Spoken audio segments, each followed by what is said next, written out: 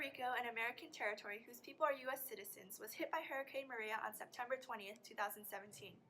The hurricane had sustained winds of 250 kilometers per hour when it made landfall on the island, devastating its power grid and water infrastructure. Maria had followed Hurricane Irma, the most powerful Caribbean hurricane on record, which grazed Puerto Rico on September 6th. A month after the hurricane struck, 3 million Puerto Ricans, about 80% of the island's population, were without power. In the most remote areas, 83% of the households were still without power at the end of December. Roughly 1 million did not have reliable drinking water at home for a month after Maria. Recently, a Harvard University study says the death toll from Hurricane Maria last year is dramatically larger than reported. The study, published in the New England Journal of Medicine, estimates more than 4,600 people died on the island. The official government death toll is only 64. They randomly conducted in-person surveys of 3,299 of the estimated 1.1 million Puerto Rican households earlier this year, making sure to include remote areas.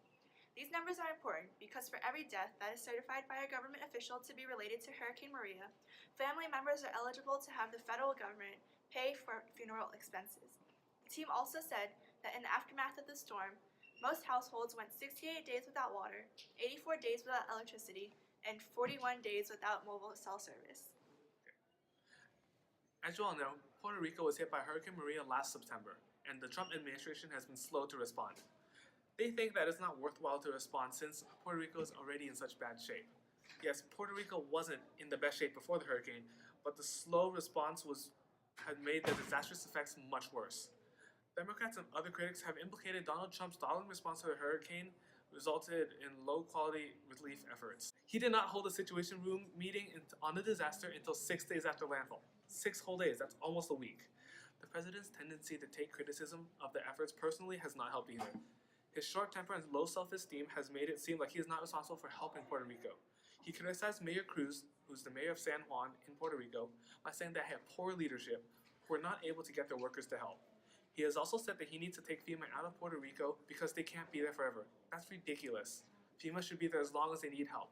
Puerto Ricans are still U.S. citizens. Also, have you seen his methods on distributing supplies? He chucks paper towels like he's playing basketball or something. He doesn't even know what a water filtration system is.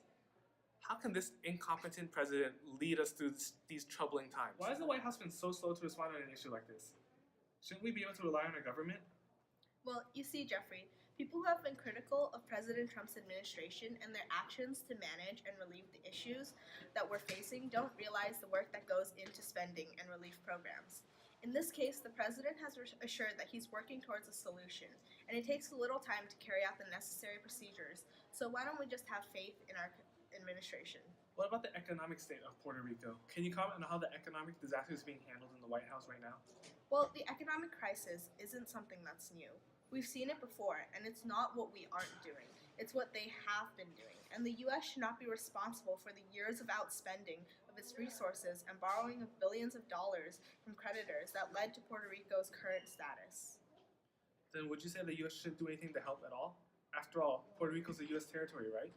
Well, look, the creation in 2016 of the Puerto Rico Oversight Management and Economic Stability Act was a bipartisan effort of part of the U.S. Congress and the Obama administration to develop a fiscal plan for the country that only allowed bankruptcy as its last resort.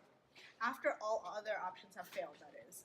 Unfortunately for Puerto Rican people, all other options did fail, and now we're left to clean up the mess. And I think in times of these, we should step back and don't be as harsh on the Trump administration, which is just trying to do its best to compensate for the chaos that they have been left with. Lastly, can you react to this photo of President Trump that was widespread in the media for the past few weeks? He's just handing out supplies. I don't see an issue with that. You question why they don't do anything, and when they do, you question them again. You know what I think it is? I think it's the left-wing influence of demonizing a president that I honestly believe is doing quite well in handling the crisis that our country is facing. Thank you.